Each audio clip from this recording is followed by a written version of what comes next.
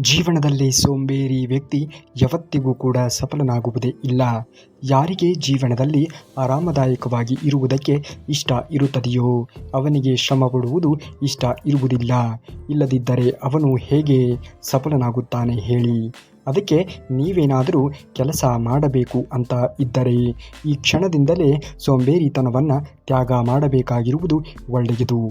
ಇಲ್ಲವೆಂದರೆ ನೀವು ಜೀವನದಲ್ಲಿ ಏನು ಅಂದುಕೊಂಡು ಇರುತ್ತೀರಿಯೋ, ಯಾವ ಗುರಿಯನ್ನು ಸಾಧಿಸಬೇಕು ಎಂದು ಭಾವಿಸಿ ಇರುತ್ತೀರಿಯೋ ಆ ಗುರಿಯನ್ನು ನೀವು ತಲುಪುವುದಕ್ಕೆ ಸಾಧ್ಯವಾಗದೇ ಇರಬಹುದು. ಹಾಗಾಗಿ ಇಂದಿನಿಂದಲೇ ನೀನು ಮುಂದೆ ಬರಬೇಕು ಅನ್ನುವುದು ನಿನ್ನ ಗುರಿ ಆದರೆ ಖಂಡಿತವಾಗಿಯೂ ಕೂಡ ನಿನ್ನ ಶ್ರಮ ಪಡುವಂತಹ ಗುಣವನ್ನು ಮುಂದುವರಿಸುವುದನ್ನು ನೀನು ಕಲಿಯಲೇಬೇಕಾಗುತ್ತದೆ. ನಮ್ಮ ಜೀವನಕ್ಕೆ ಬೇಕಾಗಿರುವಂತಹ ಒಂದಿಷ್ಟು ಅಂಶವನ್ನು ಶ್ರೀಕೃಷ್ಣ ಪರಮಾತ್ಮನು ಭಗವದ್ಗೀತೆಯಲ್ಲಿ ತಿಳಿಸಿದ್ದಾನೆ. ಒಂದಿಷ್ಟು ಅಂಶವನ್ನು ನಾನು ಈ ವಿಡಿಯೋದ ಉದ್ದಗಲಕ್ಕೂ ಕೂಡ ನಿಮಗೋಸ್ಕರ ಕವರ್ ಮಾಡುವಂತಹ ಪ್ರಾಮಾಣಿಕವಾಗಿರುವಂತಹ ಕೆಲಸವನ್ನು ಮಾಡಿದ್ದೇನೆ. ತಪ್ಪದೆ ವಿಡಿಯೋಗೆ ಲೈಕ್ ಮಾಡಿ ನಮ್ಮ ಚಾನಲ್ನ ಸಬ್ಸ್ಕ್ರೈಬ್ ಮಾಡಿಕೊಳ್ಳಿ. ಇನ್ನು ಇದೇ ರೀತಿಯಾಗಿರುವಂತಹ ಭಗವಂತ ಶ್ರೀಕೃಷ್ಣ ಪರಮಾತ್ಮನ ವಚನಾಮೃತವನ್ನು ಪ್ರತಿನಿತ್ಯವೂ ಕೂಡ ನಿಮ್ಮ ಎದುರಿಗೆ ತರುವಂತಹ ಕೆಲಸವನ್ನು ನಾನು ಮಾಡುತ್ತೇನೆ. ನಿಮ್ಮ ಕೆಲಸವನ್ನು ಯಾವತ್ತಿಗೂ ಕೂಡ ನಾಳೆಗೆ ಎಂದು ಇಡುವುದಕ್ಕೆ ಹೋಗಲೇಬಾರದು. ನಾಳೆ ಎಂದವನ ಮನೆ ಹಾಳು ಎನ್ನುವಂತೆ ನಾಳೆ ಮಾಡಿದ್ದರಾಯಿತು, ನಾಡಿದ್ದು ಮಾಡಿದ್ದರಾಯಿತು ಎಂದು ಎಂದಿಗೂ ಕೂಡ ಮುಂದೆ ದೂಡುವುದಕ್ಕೆ ಹೋಗಲೇಬೇಡಿ. ನಾಳೆ ಮಾಡಬೇಕಾಗಿರುವಂತಹ ಕೆಲಸವನ್ನು ಇವತ್ತೇ ಮಾಡಿ. ಇವತ್ತು ಮಾಡಬೇಕಾಗಿರುವಂತಹ ಕೆಲಸವನ್ನು ಈಗಿನಿಂದಲೇ ಶುರು ಮಾಡುವುದನ್ನು ನೋಡಿ. ನಿಮ್ಮ ಕೆಲಸವನ್ನು ಯಾವತ್ತಿಗೂ ಕೂಡ ನಾಳೆಗೆ ದೂರಲೇಬಾರದು. ಏಕೆಂದರೆ ಆ ವ್ಯಕ್ತಿ ಆ ಸಮಯದ ಮಹತ್ವ ಪೂರ್ಣತೆಯನ್ನು ತಿಳಿಯದೆಯೇ ಅದನ್ನು ವ್ಯರ್ಥವಾಗಿ ಹಾಳು ಮಾಡಿಬಿಡುತ್ತಾನೆ. ನೀವು ಎಂದಿಗೂ ಕೂಡ ವ್ಯರ್ಥ ಸಮಯವನ್ನು ಕಳೆಯುವುದಕ್ಕೆ ಹೋಗಲೇಬಾರದು. ಕೊನೆಯಲ್ಲಿ ಅವನ ಹತ್ತಿರ ಏನೂ ಕೂಡ ಇರುವುದೇ ಇಲ್ಲ. ಸಮಯವೇ ನಿಮ್ಮನ್ನು ನೀವು ಎಲ್ಲಿಗೆ ಹೋಗಿ ತಲುಪಬೇಕು ಎನ್ನುವುದು ನಿರ್ಧಾರ ಮಾಡುವುದು. ಸಮಯವನ್ನು ಸರಿಯಾದ ರೀತಿಯಲ್ಲಿ ನೀವು ಸದುಪಯೋಗ ಮಾಡಿಕೊಂಡಾಗ ಮಾತ್ರ ನೀವು ಜೀವನದಲ್ಲಿ ಮುಂದೆ ಬರುವುದಕ್ಕೆ ಸಾಧ್ಯವಾದೀತು ಎನ್ನುವ ಸತ್ಯವನ್ನು ಅರಿತು ಜೀವನವನ್ನು ನಿರ್ವಹಿಸುವುದನ್ನು ನೋಡಿ. ಕೊನೆಯಲ್ಲಿ ಅವನ ಹತ್ತಿರ ಏನೂ ಕೂಡ ಮಾಡುವುದು ಸಾಧ್ಯವೇ ಆಗುವುದಿಲ್ಲ. ಏಕೆಂದರೆ ಸಮಯವನ್ನು ಸರಿಯಾದ ರೀತಿಯಲ್ಲಿ ಅವನು ನಿರ್ವಹಿಸಿಕೊಂಡು ಇರುವುದೇ ಇಲ್ಲ. ಸಮಯವನ್ನು ಯಾವ ವ್ಯಕ್ತಿ ನಿರ್ವಹಿಸುತ್ತಾನೆಯೋ, ಸಮಯಕ್ಕೆ ತಕ್ಕಂತೆ ಯಾರು ತಮ್ಮ ಜೀವನವನ್ನು ನಡೆಸುತ್ತಾರೆಯೋ, ಸಮಯದ ಮಹತ್ವವನ್ನು ಯಾರು ಅರಿತು ಜೀವನವನ್ನು ಮಾಡುತ್ತಾರೆಯೋ ಅವರು ಮಾತ್ರ ಜೀವನದಲ್ಲಿ ಮುಂದೆ ಬರುವುದಕ್ಕೆ ಸಾಧ್ಯವಾದೀತು. ಯಾವುದೇ ವ್ಯಕ್ತಿ ತನ್ನ ಜೀವನದಲ್ಲಿ ಸಫಲನಾಗದೆ ಇರುವುದಕ್ಕೆ ಎಲ್ಲದಕ್ಕಿಂತ ಮುಖ್ಯವಾಗಿರುವಂತಹ ಕಾರಣ ಇರುತ್ತದೆ. ತನ್ನಲ್ಲಿ ಭರವಸೆ ಇಲ್ಲದೆ ಇರುವುದೇ ಜೀವನದಲ್ಲಿ ಅದೇ ವ್ಯಕ್ತಿ ಸಫಲನಾಗುತ್ತಾನೆ. ಏನೇ ಆದರೂ ಕೂಡ ಯಾರೋ ಏನೋ ಹೇಳುತ್ತಿದ್ದಾರೆ ಎಂದು ತಲೆಯನ್ನು ಕೆಡಿಸಿಕೊಳ್ಳುವುದಕ್ಕೆ ಹೋಗಲೇಬಾರದು. ನಮ್ಮ ಮೇಲೆ ನಂಬಿಕೆ ಎನ್ನುವುದು ಇರಬೇಕು. ನಮ್ಮ ಮೇಲೆ ಅತಿಯಾದ ವಿಶ್ವಾಸ ಎನ್ನುವುದು ಇರಬೇಕು. ನಮ್ಮ ಆತ್ಮವಿಶ್ವಾಸ ಎನ್ನುವುದು ಗಟ್ಟಿಯಾಗಿ ಇದ್ದಾಗ ನಾವು ಜೀವನದಲ್ಲಿ ಏನು ಬೇಕಾದರೂ ಕೂಡ ಸಾಧನೆಯನ್ನು ಮಾಡಿ ತೋರಿಸಬಹುದು. ತನ್ನ ಮೇಲೆ ಭರವಸೆಯನ್ನು ಇಟ್ಟಿರುವವನು ಮಾತ್ರ ಜೀವನದಲ್ಲಿ ಮುಂದೆ ಬರೆಯುತ್ತಾನೆ. ಯಾರು ತನ್ನ ಮೇಲೆ ನಂಬಿಕೆ ಎನ್ನುವುದು ಇರುವುದಿಲ್ಲವೋ ಅವನು ಎಂದಿಗೂ ಕೂಡ ಜೀವನದಲ್ಲಿ ಮುಂದೆ ಬರುತ್ತಾನೆ ಎಂದು ಹೇಳುವುದಕ್ಕೆ ಸಾಧ್ಯವೇ ಇಲ್ಲ. ಜೀವನದಲ್ಲಿ ನಾವು ಬೆಳೆಯಬೇಕು. ಬೆಳವಣಿಗೆಗೆ ತಕ್ಕಂತೆ ನಮ್ಮ ಜೀವನವನ್ನು ಕೂಡ ನಡೆಸುವುದನ್ನು ನೋಡಬೇಕು. ಯಾವ ವ್ಯಕ್ತಿಗೆ ತನ್ನ ಮೇಲೆ ಭರವಸೆ ಎನ್ನುವುದು ಇರುತ್ತದೆಯೋ ಅವನು ಯಾವತ್ತಿಗೂ ಕೂಡ ಸಫಲನೂ ಆಗುವುದೇ ಇಲ್ಲ. ಒಂದು ಸಾರಿಯಾದರೂ ಕೂಡ ದಾನ ವೀರ ಕರ್ಣ ಶ್ರೀಕೃಷ್ಣನಿಗೆ ತನ್ನ ನೋವಿನ ಬಗ್ಗೆ ಹೇಳುತ್ತಾನೆ. ಹೇ ಪರಮಾತ್ಮ, ಯಾವಾಗ ನಾನು ಹುಟ್ಟಿದೆನೋ ಆಗ ನನ್ನ ತಾಯಿ ನನ್ನನ್ನು ತ್ಯಾಗ ಮಾಡಿದಳು. ಯಾವಾಗ ನಾನು ಜೀವನದಲ್ಲಿ ಮುಂದುವರಿಯುತ್ತೇನೆಯೋ ಆಗ ಮಾತ್ರ ನಾನು ಜೀವನದಲ್ಲಿ ಮುಂದೆ ಬಂದೇ ಬರುತ್ತೇನೆ. ಯಾವಾಗ ನಾನು ಜೀವನದಲ್ಲಿ ಎಲ್ಲವನ್ನ ತ್ಯಾಗ ಮಾಡಿ ನನ್ನ ತನವನ್ನು ಅಡವಿಡದೆ ಜೀವನದಲ್ಲಿ ಮುಂದುವರಿಯುತ್ತೇನೆಯೋ ಅದು ಮಾತ್ರ ನನ್ನ ಜೀವನ ಸಾರ್ಥಕತೆಯನ್ನು ಪಡೆದುಕೊಳ್ಳುವುದಕ್ಕೆ ಸಾಧ್ಯವಾಗುತ್ತದೆ. ಇದರಲ್ಲಿ ನನ್ನ ಯಾವ ಅಪರಾಧವೂ ಕೂಡ ಇತ್ತು ಹೇಳಿ? ದ್ರೋಣಾಚಾರ್ಯರು ಅವರು ನನಗೆ ಶಿಕ್ಷಣವನ್ನು ನೀಡುವುದಕ್ಕೂ ನಿರಾಕರಿಸಿದರು. ಏಕೆಂದರೆ ಅವರು ನನಗೆ ಕ್ಷತ್ರಿಯ ಅಂತ ಒಪ್ಪುತ್ತಿರಲಿಲ್ಲ. ಇದರಲ್ಲಿಯೂ ಕೂಡ ನನ್ನ ಯಾವ ಅಪರಾಧವಿದೆ ಹೇಳಿ? ಮತ್ತು ದ್ರೌಪದಿ ಸ್ವಯಂ ಮರಣದಲ್ಲಿಯೂ ಕೂಡ ನನ್ನ ಅವಮಾನ ಮಾಡಿದರು. ಏಕೆಂದರೆ ನಾನು ಮಹಾರಾಜರ ಪರವಾದವನು ಅಲ್ಲ ಅಂತ. ಸ್ವಯಂ ಯಾರ ಮೇಲೆಯೂ ಕೂಡ ದ್ವೇಷವನ್ನು ಮಾಡುವುದಕ್ಕೆ ಹೋಗಲೇಬೇಡಿ. ದ್ವೇಷದ ಪ್ರತೀಕಾರ ಎನ್ನುವುದು ನಮ್ಮನ್ನು ಸರ್ವನಾಶ ಮಾಡುತ್ತದೆ ಎನ್ನುವುದನ್ನು ಮರೆಯಲೇಬೇಡಿ. ಏನೇ ಆದರೂ ಕೂಡ ತಲೆ ಕೆಡಿಸಿಕೊಳ್ಳುವುದಕ್ಕೆ ಹೋಗಬೇಡಿ. ಜೀವನದಲ್ಲಿ ಎಲ್ಲದಕ್ಕೂ ಕೂಡ ಒಂದು ಕಾರಣ, ಒಂದು ಅಂತ್ಯ ಎನ್ನುವುದು ಇದ್ದೇ ಇರುತ್ತದೆ. ಆ ಕಾರಣ ಏನು ಎನ್ನುವುದು ಗೊತ್ತಾಗಬೇಕು ಅನ್ನುವುದೇ ಆದರೆ, ಆ ಅಂತ್ಯ ಎಲ್ಲಿದೆ ಎನ್ನುವುದು ನಮಗೆ ಗೊತ್ತಾಗಬೇಕು ಅನ್ನುವುದೇ ಆದರೆ, ನಾವು ಸಮಯಕ್ಕೆ ಬೆಲೆಯನ್ನು ಕೊಟ್ಟು ಕಾದು ನೋಡಬೇಕಾಗಿರುವುದು ಅವಶ್ಯಕವಿದೆ. ಉತ್ತರ ಕೊಟ್ಟು ಶ್ರೀಕೃಷ್ಣ ಪರಮಾತ್ಮನು ಈ ರೀತಿಯಾಗಿ ಹೇಳುತ್ತಾನೆ, ಈ ಕಾರಣ ಸ್ವಲ್ಪ ಗಮನವಿಟ್ಟು ಕೇಳು. ಇವಾಗ ನನ್ನ ಜನ್ಮ ಆಯಿತು. ಆಗ ನಾನು ಕಾರಾಗೃಹದಲ್ಲಿ ಇದ್ದೆ. ಮತ್ತು ನಾನು ಹುಟ್ಟಿದ ತಕ್ಷಣ ನನ್ನ ಮಾತೃ ನನ್ನ ಪ್ರತೀಕ್ಷೆ ಮಾಡಿತ್ತು. ಜೀವನದಲ್ಲಿ ಅರೆ ಕ್ಷಣವೂ ಕೂಡ ಹೀಗೇ ಇರುತ್ತದೆ ಎಂದು ಯಾರೂ ಕೂಡ ಊಹೆಯನ್ನು ಮಾಡುವುದಕ್ಕೆ ಸಾಧ್ಯವೇ ಇಲ್ಲ. ಜೀವನ ಎನ್ನುವುದು ಹೇಗೆ ಬದಲಾವಣೆ ಆಗುತ್ತದೆಯೋ ಆ ರೀತಿಯಾಗಿ ನಾವು ಜೀವನಕ್ಕೆ ಹೊಂದಿಕೊಂಡು ಹೋಗುವುದನ್ನು ನೋಡಬೇಕು. ಯಾವ ರಾತ್ರಿ ತನ್ನ ಜನ್ಮ ಆಯಿತೋ ಅದೇ ರಾತ್ರಿ ನನ್ನ ತಂದೆ ತಾಯಂದಿರ ಬೇರೆ ಆಗಬೇಕಾಯಿತು. ನಾನು ಚಿಕ್ಕವನಾಗಿ ಇದ್ದಾಗ ನನ್ನ ಮೇಲೆ ಮಾರಣಾಂತಿಕ ಹಲ್ಲೆ ನಡೆಯಿತು. ನನ್ನನ್ನು ಸಾಯಿಸುವುದಕ್ಕೆ ಪದೇ ಪದೇ ಪ್ರಯತ್ನಗಳನ್ನು ಪಟ್ಟರು. ಬಾಲ್ಯದಲ್ಲಿ ನನ್ನ ಹತ್ತಿರ ಯಾವುದೇ ರೀತಿಯಾಗಿರುವಂತಹ ಶಿಕ್ಷಣ ಎನ್ನುವುದು ಇರಲಿಲ್ಲ. ಬಂಗಲೆ ಎನ್ನುವುದು ಇರಲಿಲ್ಲ. ಗುರುಕುಲವೂ ಕೂಡ ಇರಲಿಲ್ಲ. ಮತ್ತು ಯಾವ ದೊಡ್ಡ ವಿಶಾಲವಾಗಿರುವಂತಹ ಸೈನ್ಯವೂ ಕೂಡ ಇರಲಿಲ್ಲ. ಆದರೂ ಕೂಡ ನಾನು ಜೀವನದಲ್ಲಿ ಬೆಳವಣಿಗೆಯನ್ನು ಹೊಂದಲಿಲ್ಲವೇ? ಯಾವ ನಿರೀಕ್ಷೆಯನ್ನು ಕೂಡ ಇಟ್ಟುಕೊಂಡು ಜೀವನವನ್ನು ನಿರ್ವಹಿಸುವುದಕ್ಕೆ ಹೋಗಬೇಡಿ. ಜೀವನ ಎನ್ನುವುದು ಬಂದಂತೆ ಸ್ವೀಕರಿಸುತ್ತಾ ಮುಂದುವರಿಯುವುದನ್ನು ನೋಡಿ ದೇವರು ಯಾರಿಗೆ ಯಾವುದನ್ನು ಕರುಣಿಸಬೇಕೋ ಆ ಸಮಯ ಎನ್ನುವುದು ಬಂದಾಗ ಖಂಡಿತವಾಗಿಯೂ ಕೂಡ ಕರುಣಿಸಿಯೇ ಕರುಣಿಸುತ್ತಾನೆ. ಹಗಲು ನನ್ನ ಮಾವ ಅವರು ಎಲ್ಲಕ್ಕಿಂತಲೂ ಕೂಡ ದೊಡ್ಡ ಶತ್ರು ಅಂತ ಒಪ್ಪಿದರು. ನನ್ನ ಜೀವನವೂ ಕೂಡ ಸಾಕಷ್ಟು ಕಷ್ಟಗಳಿಂದ ತುಂಬಿದೆ. ಈ ಮಾತು ತುಂಬ ಮಹತ್ವಪೂರ್ಣವಾದದ್ದು ಅಲ್ಲ. ನಾವು ಜೀವನದಲ್ಲಿ ಎಷ್ಟೋ ಸಾರಿ ಅವಮಾನಕ್ಕೆ ಒಳಗಾಗುತ್ತಿರುವುದು, ಆದರೆ ಇದು ಮಹತ್ವಪೂರ್ಣದ್ದಾಗಿದೆ. ಜೀವನದಲ್ಲಿ ಸೋಲು ಗೆಲುವು ಖಂಡಿತವಾಗಿಯೂ ಕೂಡ ಪ್ರತಿಯೊಬ್ಬರ ಜೀವನದಲ್ಲಿ ಬಂದೇ ಬರುತ್ತದೆ. ಆದರೆ ಆ ಸೋಲಿನ ಅನುಭವವನ್ನು, ಗೆಲುವಿನ ಅನುಭವಗಳನ್ನು ಯಾವ ರೀತಿಯಾಗಿ ನಾವು ಜೀವನದಲ್ಲಿ ಸ್ವೀಕರಿಸುತ್ತೇವೆ ಎನ್ನುವುದರ ಮೇಲೆ ನಮ್ಮ ಜೀವನ ಎನ್ನುವುದು ಅವಲಂಬಿತವಾಗಿರುತ್ತದೆ. ನೀವು ಈ ಅವಮಾನದ ಉತ್ತರ ಹೇಗೆ ಕೊಡುತ್ತೀರಾ ಅನ್ನುವುದು ನಿಮ್ಮ ಹತ್ತಿರ ಜ್ಞಾನ ಇದೆ. ಅದನ್ನು ನೀವು ಬಳಸಿ. ಮತ್ತು ಇದೆಲ್ಲ ಕಷ್ಟಗಳನ್ನು ದಾಟಿ ಹೀಗೆ ಮುಂದೆ ಸಾಗುತ್ತಾ ಇರಿ. ಇನ್ನೊಂದು ತುಂಬಾ ಮಹತ್ವಪೂರ್ಣವಾದದ್ದು, ಜೀವನದಲ್ಲಿ ನಾವು ಏನೇ ಆದರೂ ಕೂಡ ತಲೆಯನ್ನು ಕೆಡಿಸಿಕೊಳ್ಳುವುದಕ್ಕೆ ಹೋಗಲೇಬಾರದು. ಏನೇ ಆದರೂ ಕೂಡ ಎಲ್ಲವನ್ನ ಮೆಟ್ಟಿ ನಡೆಯಬಲ್ಲೆ ಎನ್ನುವ ಚಾಕಚಕ್ಯತೆ ಎನ್ನುವುದು ನಿಮ್ಮಲ್ಲಿ ಇದ್ದಾಗ ನೀವು ಜೀವನದಲ್ಲಿ ಬೆಳವಣಿಗೆಯನ್ನು ಹೊಂದುವುದಕ್ಕೆ ಸಾಧ್ಯವಾದೀತು. ಯಾವಾಗ ಕೆಲವು ಪುಸ್ತಕಗಳಿಂದ ನಾವು ಏನನ್ನು ಕಲಿಯುವುದಕ್ಕೆ ಸಾಧ್ಯವೇ ಇಲ್ಲವೋ ಆಗ ಕೆಲವು ಸಾರ್ಥಕವಾಗಿರುವಂತಹ ವ್ಯಕ್ತಿಗಳಿಂದ ತುಂಬಾ ಕಲಿಯುವುದಕ್ಕೆ ನಮಗೆ ಸಿಗುತ್ತದೆ. ಅಂತಹ ವ್ಯಕ್ತಿಗಳು ನಮ್ಮ ಜೀವನದಲ್ಲಿ ಬಂದು ತುಂಬಾ ಮಹತ್ವಪೂರ್ಣವಾಗಿರುವಂತಹ ವಿಚಾರಗಳನ್ನು ನಮಗೆ ಕಲಿಸಿ ಹೋಗುತ್ತಾರೆ. ತಪ್ಪು ಅದೇ ವ್ಯಕ್ತಿಯಿಂದ ಆಗುತ್ತದೆ. ಯಾರ ಕಷ್ಟಪಟ್ಟು ಕೆಲಸವನ್ನು ಮಾಡುತ್ತಾರೆಯೋ ಪ್ರಯೋಜನಕ್ಕೆ ಬರದೇ ಇರಬಹುದು. ಜೀವನ ಎನ್ನುವುದು ಬೇರೆಯವರ ಕೊರತೆಗಳು ಹುಡುಕುವುದರಲ್ಲಿಯೇ ಮುಗಿದು ಹೋಗುತ್ತದೆ. ನಿಮ್ಮ ಕೊರತೆಗಳನ್ನು ನೀವು ಹುಡುಕಿದಾಗ, ನಿಮಗೆ ಏನು ಬೇಕು ಎನ್ನುವುದನ್ನು ನೀವು ಅರಿತುಕೊಂಡಾಗ ಮಾತ್ರ ನಿಮ್ಮ ಜೀವನ ಎನ್ನುವುದು ಏಳಿಗೆಯನ್ನು ಹೊಂದುವುದಕ್ಕೆ ಸಾಧ್ಯವಾಗುತ್ತದೆ ಎನ್ನುವುದನ್ನು ಮರೆಯಲೇಬೇಡಿ. ಜೀವನದಲ್ಲಿ ಪ್ರತಿ ಕ್ಷಣವೂ ಕೂಡ ಒಂದೇ ರೀತಿಯಾಗಿ ಇರುವುದಿಲ್ಲ. ಆದರೆ ಜೀವನ ಎನ್ನುವುದು ನೀವು ಹೀಗೇ ಇರಬೇಕು ಎಂದು ಭಾವಿಸಿದಾಗ ಆ ಹೀಗೇ ಇರಬೇಕು ಅನ್ನುವುದರಲ್ಲಿ ನೀನು ಹೇಗೆ ಪ್ರಯತ್ನವನ್ನು ಪಡುತ್ತೀಯಾ ಎನ್ನುವುದರ ಮೇಲೆ ನಿನ್ನ ಜೀವನ ಎನ್ನುವುದು ಅವಲಂಬಿತವಾಗಿರುತ್ತದೆ. ಜೀವನದಲ್ಲಿ ಮಾತನಾಡುವುದನ್ನು ಕಲಿಯಬೇಕು. ಇಲ್ಲವೆಂದರೆ ಜೀವನ ಪೂರ್ತಿ ನೀವು ಹೇಳಬೇಕಾಗುತ್ತದೆ. ನೀವು ಬೇರೆಯವರ ಮಾತುಗಳನ್ನು ಕೇಳಲೇಬೇಕಾಗುತ್ತದೆ. ನೀವು ನಿಮ್ಮ ಶಬ್ದಗಳನ್ನು ಎಷ್ಟೇ ಬುದ್ಧಿವಂತಿಕೆಯಿಂದ ಹೇಳಿ, ಆದರೆ ಕೇಳುವವರು ತನ್ನ ಮನಸ್ಸಿನ ಯೋಗ್ಯತೆ, ತನ್ನ ಮನಸ್ಸಿನ ವಿಚಾರದ ಪ್ರಕಾರ ಅದನ್ನು ಅರ್ಥ ಮಾಡಿಕೊಂಡು ಇರುತ್ತಾನೆ. ಗ್ರಹಿಸಿಕೊಳ್ಳುವ ಮಟ್ಟ ಎನ್ನುವುದು ಎಲ್ಲರಲ್ಲಿಯೂ ಕೂಡ ಒಂದೇ ರೀತಿಯಾಗಿ ಇರುವುದೇ ಇಲ್ಲ. ಆ ಗ್ರಹಿಸಿಕೊಳ್ಳುವಿಕೆಯ ಮಟ್ಟವನ್ನು ನಾವು ಅರಿತು ಜೀವನವನ್ನು ಮಾಡುವುದನ್ನು ನೋಡಬೇಕು. ಆಗ ಖಂಡಿತವಾಗಿಯೂ ಕೂಡ ಆಗುವುದೆಲ್ಲ ಒಳ್ಳೆಯದೇ ಆಗುತ್ತದೆ. ಯಾರು ನಿಮ್ಮನ್ನು ಮರೆತಿದ್ದಾನೆಯೋ ಅವನು ನಿಮ್ಮನ್ನು ನೆನಪು ಮಾಡಿಕೊಳ್ಳುತ್ತಾನೆ. ಯಾವಾಗ ಅವನಿಗೆ ನಿಮ್ಮ ಸಹಾಯ ಬೇಕಿರುತ್ತದೆಯೋ ಜೀವನ ಅಂತೂ ನಿಮ್ಮ ಧೈರ್ಯದ ಮೇಲೆ ಬಾಳಬೇಕು ಎಂದು ಇರುತ್ತದೆ. ಬೇರೆಯವರ ಹೆಗಲ ಮೇಲೆ ಅಂತೂ ಕೇವಲ ಹಣ ಎನ್ನುವುದು ಎತ್ತಿರುತ್ತಾರೆ.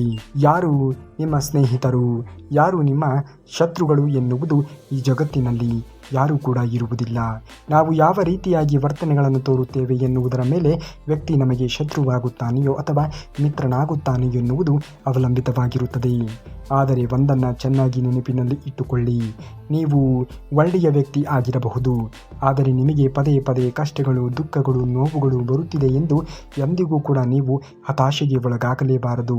ಇಂದು ದೇವರು ಏನೇ ಪರೀಕ್ಷೆಯನ್ನು ಒಳಪಡಿಸಿದರೂ ಕೂಡ ಎಲ್ಲವೂ ನನ್ನ ಬೆಳವಣಿಗೆಗೆ ಪೂರಕವಾಗಿಯೇ ಇರುತ್ತದೆ, ಒಂದಲ್ಲ ಒಂದು ದಿನ ನಾನು ಜೀವನದಲ್ಲಿ ಬೆಳವಣಿಗೆಯನ್ನು ಹೊಂದುತ್ತೇನೆ ಎನ್ನುವಂತಹ ಆಶಾ ಭಾವನೆಯೊಂದಿಗೆ ಜೀವನವನ್ನು ನಿರ್ವಹಿಸುವುದನ್ನು ನೋಡಿ.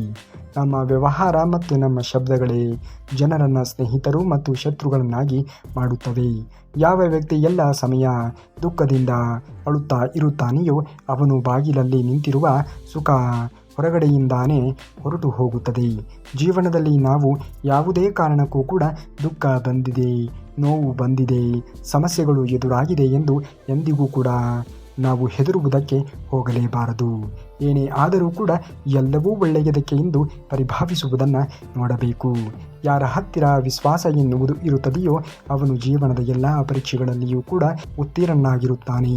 ನಿಮ್ಮ ನಗು, ನಿಮ್ಮ ಮುಖದ ಮೇಲೆ ಭಗವಂತನ ಹಸ್ತ ಅಕ್ಷರಗಳು ಅದನ್ನು ನಿಮ್ಮ ಕಣ್ಣೆದುರಿಂದ ತೊಳೆಯುವುದಕ್ಕೆ ಅಥವಾ ನಿಮ್ಮ ಕೋಪದಿಂದ ಅಳಿಸಿ ಹಾಕುವುದಕ್ಕೆ ಬಿಡಬೇಡಿ. ಜೀವನದಲ್ಲಿ ನಗು ಎನ್ನುವುದು ತುಂಬಾ ಮಹತ್ವವಾದದ್ದು ನೋಡಿ. ಏನೇ ಸಮಸ್ಯೆಗಳು ಎದುರಾದರೂ ಕೂಡ ನಗುವುದನ್ನು ಮರೆಯಬಾರದು. ಏನೇ ತೊಂದರೆಗಳು ಎದುರಾದರೂ ಕೂಡ ನಗುವುದನ್ನು ಮರೆಯಲೇಬಾರದು. ನಗು ಎನ್ನುವುದು ಅತ್ಯುತ್ತಮವಾಗಿರುವಂತಹ ಸಾಧನ ಇದ್ದಂತೆ. ಈ ನಗುವನ್ನು ನಾವು ಹೇಗೆ ಉಪಯೋಗಿಸಿಕೊಳ್ಳುತ್ತೇವೆ ಎನ್ನುವುದರ ಮೇಲೆ, ನಗುವನ್ನು ಎಲ್ಲಿ ಬಳಸುತ್ತೇವೆ ಎನ್ನುವುದರ ಮೇಲೆ ನಮ್ಮ ಜೀವನ ಎನ್ನುವುದು ಸದಾ ಕಾಲ ಸುಖದಿಂದ ಇರುತ್ತದೆ. ಎಲ್ಲಿ ಬೇಕೋ ಅಲ್ಲಿ ಮಾತನಾಡಿ, ಎಲ್ಲಿ ಬೇಡವೋ ಅಲ್ಲಿ ಮಾತನಾಡುವುದಕ್ಕೆ ಹೋಗಲೇಬೇಡಿ. ನಿಮ್ಮ ಮಾತಿಗೆ ಬೆಲೆ ಎನ್ನುವುದು ಎಲ್ಲಿ ಸಿಗುತ್ತದೆಯೋ ಅಲ್ಲಿ ಮಾತ್ರ ಮಾತನಾಡುವುದನ್ನು ನೋಡಿ. ಪ್ರತಿಯೊಬ್ಬರೂ ಕೂಡ ತಮ್ಮವರಲ್ಲ, ಮತ್ತು ಇದು ಸತ್ಯವೂ ಕೂಡ. ಎಷ್ಟು ವಿಚಿತ್ರ ಈ ಕಾಲ. ಜನರು ಆಟ ಆಡುವುದನ್ನು ಬಿಟ್ಟು ಭಾವನೆಗಳಿಂದ ಆಟ ಆಡುತ್ತಿದ್ದಾರೆ. ಜೀವನದಲ್ಲಿ ಈ 5 ಜಾಗದಲ್ಲಿ ಸದಾ ನಾವು ಸುಮ್ಮನೆ ಇರುವುದು ಒಳ್ಳೆಯದು. ಎಲ್ಲಿ ನಿಮ್ಮ ಶಬ್ದಗಳಿಗೆ ಬೆಲೆ ಎನ್ನುವುದು ಇರುವುದಿಲ್ಲವೋ ಅಲ್ಲಿ ನೀವು ಮೌನವಾಗಿ ಇದ್ದರೇನೆ ಒಳ್ಳೆಯದು. ಆಗ ನಿಮ್ಮ ಜೀವನಕ್ಕೂ ಒಂದು ಬೆಲೆ, ನಿಮ್ಮ ವ್ಯಕ್ತಿತ್ವಕ್ಕೂ ಒಂದು ಬೆಲೆ, ನಿಮ್ಮ ಮಾತಿಗೂ ಕೂಡ ಒಂದು ಬೆಲೆ ಎನ್ನುವುದು ಸಿಗುವುದಕ್ಕೆ ಸಾಧ್ಯವಾಗುತ್ತದೆ. ಎಲ್ಲಿ ನಮಗೆ ನಮ್ಮ ಮಾತಿಗೆ ಬೆಲೆ ಎನ್ನುವುದು ಇರುವುದಿಲ್ಲವೋ ಅಲ್ಲಿ ಖಂಡಿತವಾಗಿಯೂ ಕೂಡ ನಾವು ಮಾತನಾಡುವುದಕ್ಕೆ ಹೋಗಲೇಬಾರದು. ಎರಡನೆಯದು, ನೀವು ಮಾತನಾಡಿದ ಮೇಲೆ ಅದರ ಪಶ್ಚಾತ್ತಾಪ ಪಡದೇ ಇರುವಂಥದ್ದು. ಮೂರನೆಯದು, ಯಾರಾದರೂ ನೀವು ಮಾತನಾಡಿರುವುದು ಬೇರೆಯವರ ಹೃದಯವನ್ನು ನೋಯಿಸದೇ ಇರುವುದು. ನೀವು ಜೀವನದಲ್ಲಿ ಪಶ್ಚಾತ್ತಾಪವನ್ನು ಪಡುವಂತೆ ಇದ್ದರೆ ಅಂತಹ ಮಾತುಗಳನ್ನು ಆಡುವುದಕ್ಕೆ ಹೋಗಲೇಬಾರದು. ಯಾರಿಗೂ ಕೂಡ ನಮ್ಮ ಮಾತುಗಳಿಂದ ನೋವು ಎನ್ನುವುದು, ದುಃಖ ಎನ್ನುವುದು, ಸಂಕಟ ಎನ್ನುವುದು ಆಗಲೇಬಾರದು. ನಮ್ಮ ಮಾತುಗಳಿಂದ ಯಾರ ಸಂಬಂಧವೂ ಕೂಡ ಹಾಳಾಗಲೇಬಾರದು. ಅಂತಹ ಮಾತುಗಳನ್ನು ಮಾತ್ರ ನಾವು ಜೀವನದಲ್ಲಿ ಆಡಬೇಕು. ಇಲ್ಲವೆಂದರೆ ಮಾತು ಬಂದರೂ ಕೂಡ ಮಾತನಾಡುವುದಕ್ಕೆ ಹೋಗಲೇಬಾರದು. ಮೂರನೆಯದನ್ನು ನಾವು ಕೇಳಿದ್ದೆವು. ನೀವು ಮಾತನಾಡಿರುವುದು ಬೇರೆಯವರ ಹೃದಯವನ್ನು ನೋಯಿಸಿದರೆ ಅದು ಖಂಡಿತವಾಗಿಯೂ ಕೂಡ ಒಳ್ಳೆಯ ಮಾತುಗಾರಿಕೆ ಎಂದು ಅನಿಸಿಕೊಳ್ಳುತ್ತದೆ ಎನ್ನುವುದಕ್ಕೆ ಸಾಧ್ಯವೇ ಇಲ್ಲ. ನಿಮ್ಮಿಂದ ಆದರೆ ಒಬ್ಬರಿಗೆ ಒಳ್ಳೆಯದನ್ನು ಬಯಸಬೇಕು, ಒಳ್ಳೆಯದನ್ನು ಮಾಡಬೇಕು. ನಮ್ಮ ಮಾತಿನಿಂದಲೇ ಅವರಿಗೆ ಅನ್ಯಾಯವಾಗುತ್ತದೆ, ನಮ್ಮ ಮಾತಿನಿಂದಲೇ ಇನ್ನೊಬ್ಬರಿಗೆ ನೋವಾಗುತ್ತದೆ ಎಂದು ಅನಿಸಿದಾಗ ಖಂಡಿತವಾಗಿಯೂ ಕೂಡ ಅಂತಹ ಜಾಗದಲ್ಲಿ ಮಾತನಾಡುವುದಕ್ಕೆ ಹೋಗಲೇಬೇಡಿ. ಮಾತು ಎನ್ನುವುದು ಸ್ಫಟಿಕದಂತೆ, ಮಾತು ಎನ್ನುವುದು ಮುತ್ತಿನ ಹಾರದಂತೆ, ಮಾತು ಎನ್ನುವುದು ಮಾಣಿಕ್ಯದಂತೆ, ಮಾತು ಎನ್ನುವುದು ಶಿವ ಪರಮಾತ್ಮ ಮೆಚ್ಚಿ ಹೌದೌದು ಎಂದು ಹೇಳುವಂತೆ ಇರಬೇಕು. ಯಾರಿಗೂ ಕೂಡ ನಮ್ಮ ಮಾತುಗಳಿಂದ ದ್ರೋಹವಾಗಲಿ, ವಂಚನೆಯಾಗಲಿ, ಕಪಟವಾಗಲಿ, ನಂಬಿಕೆ ದ್ರೋಹವನ್ನು ಬೆಸೆಯುವಂತಹ ಕೆಲಸವಾಗಲಿ ಆಗಲೇಬಾರದು. ಎಂದಿಗೂ ಕೂಡ ನಾವಾಡುವಂತಹ ಮಾತು 4 ಜನರು ಮೆಚ್ಚುವಂತೆ ಇರಬೇಕೇ ವಿನಃ 4 ಜನರಿಗೆ ದ್ರೋಹ ಬಗೆಯುವಂತೆ ಇರಲೇಬಾರದು. ಮಾತಿಗೆ ಆ ಶಕ್ತಿ ಎನ್ನುವುದು ಇದೆ ನೋಡಿ.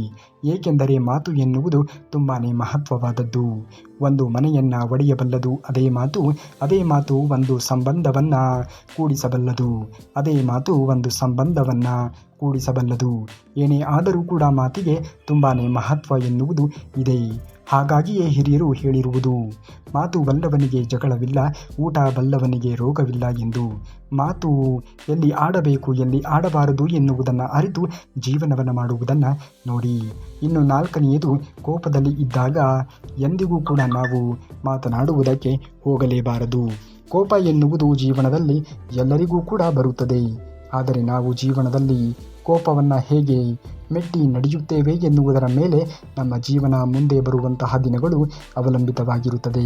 ಹಾಗಾಗಿ ಯಾರಿಗೂ ಕೂಡ ನೀವು ಕೋಪದಲ್ಲಾಗಲಿ, ನೀವು ನಿರ್ಧಾರವನ್ನು ತೆಗೆದುಕೊಳ್ಳುವುದಾಗಲಿ ಅಥವಾ ಕೋಪದಲ್ಲಾಗಲಿ ಇನ್ನೊಬ್ಬರಿಗೆ ಮಾತುಗಳನ್ನು ಆಡುವುದಾಗಲಿ ಮಾಡಲೇಬಾರದು.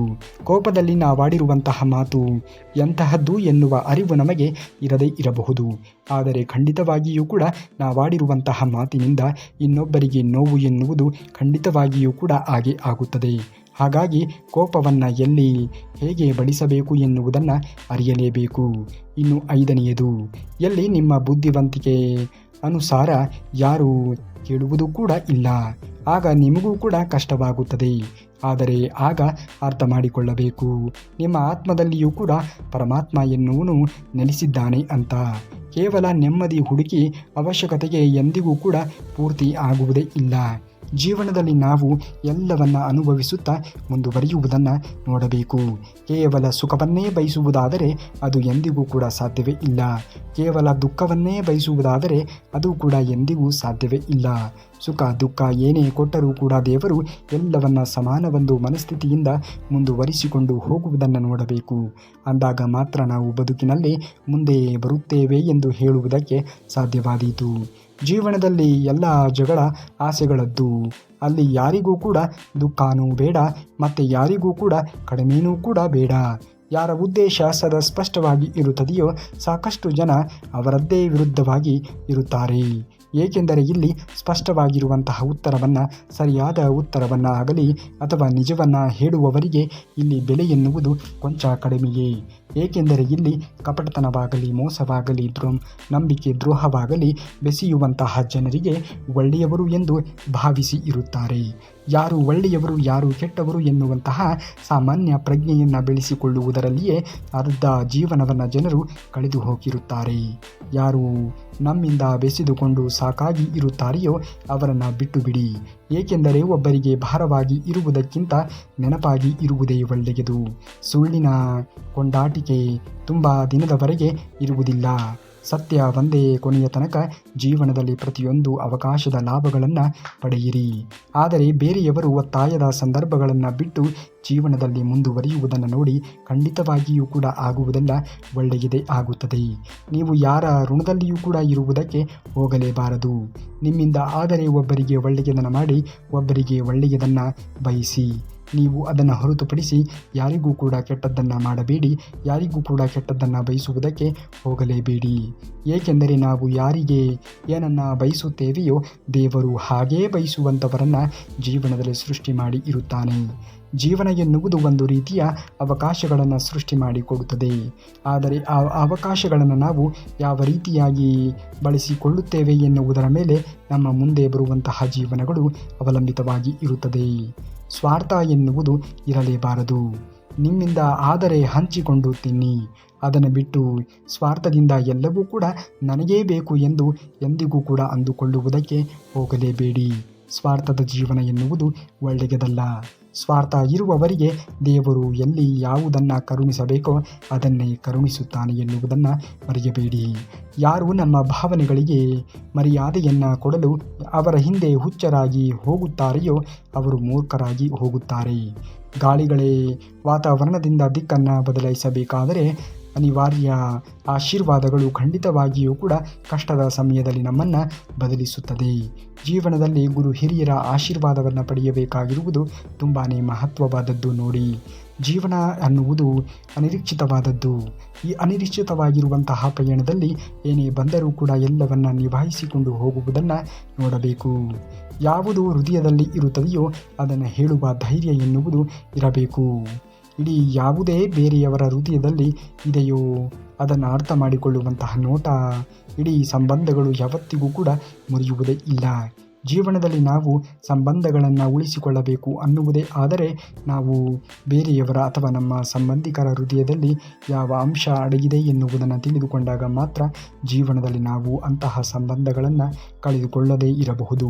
ಒಂದು ವೇಳೆ ಅವರ ಮನಸ್ಸಿನಲ್ಲಿ ಕೆಟ್ಟ ರೀತಿಯಾಗಿರುವಂತಹ ಆಲೋಚನೆಗಳು ಇದ್ದಾಗ ಖಂಡಿತವಾಗಿಯೂ ಕೂಡ ನೀವು ಜೀವನದಲ್ಲಿ ಅವರನ್ನು ನಂಬುವುದಕ್ಕಾಗಲಿ ಅವರನ್ನು ಮೆಚ್ಚಿ ನಡೆಯುವುದಕ್ಕಾಗಲಿ ಎಂದಿಗೂ ಕೂಡ ಮಾಡುವುದೇ ಇಲ್ಲ. ನಾವು ಜೀವನದಲ್ಲಿ ಎಲ್ಲ ಒಳ್ಳೆಯ ಕೆಲಸಗಳನ್ನೇ ಮಾಡುತ್ತೇವೆ ಎನ್ನುವ ಭ್ರಮೆಯಲ್ಲಿ ಬದುಕುತ್ತಾ ಇರುತ್ತೇವೆ. ಆದರೆ ಕೆಲವು ಸತ್ಯಗಳನ್ನು ನಮಗೆ ಜೀವನ ಎನ್ನುವುದು ಕಲಿಸುತ್ತಾ ಸಾಗುವುದು. ಇಲ್ಲಿ ಯಾರಿಗೂ ಕೂಡ ಏನನ್ನ ಬಯಸಬೇಡ. ಏನೇ ಬಂದರೂ ಕೂಡ ನಿನ್ನ ಜೀವನವನ್ನು ನೀನೇ ಕಟ್ಟಿಕೊಳ್ಳಬೇಕು. ಏನೇ ಆದರೂ ಕೂಡ ನಿನ್ನ ಜೀವನವನ್ನು ನೀನೇ ತ್ಯಾಗ ಮಾಡುವುದೇ ಆಗಲಿ ಕಟ್ಟಿಕೊಳ್ಳುವುದೇ ಆಗಲಿ ಎಲ್ಲವೂ ಕೂಡ ಶ್ರೀಕೃಷ್ಣ ಪರಮಾತ್ಮನು ನಿನಗೆ ಆಶೀರ್ವಾದವನ್ನು ನೀಡುತ್ತಾನೆ. ಇಂದು ನೀನು ಮಾಡುತ್ತಿರುವಂತಹ ಕೆಲಸ ಏನೇ ಆಗಿದ್ದರೂ ಕೂಡ ಅದನ್ನು ಮುಂದುವರಿಸಿಕೊಂಡು ಹೋಗು. ದೇವರು ಶ್ರೀಕೃಷ್ಣ ಪರಮಾತ್ಮನು ಇದ್ದಾನೆ.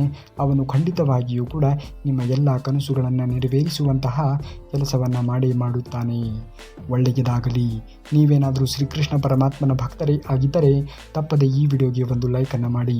ಇನ್ನು ನಾಳೆಯ ಶ್ರೀಕೃಷ್ಣ ಪರಮಾತ್ಮನ ವಚನಾಮೃತದೊಂದಿಗೆ ಮತ್ತೆ ನಿಮ್ಮ ಮುಂದೆ ಬರುವವರೆಗೂ ಧನ್ಯವಾದ. ಕರುನಾಡಿಗೆ.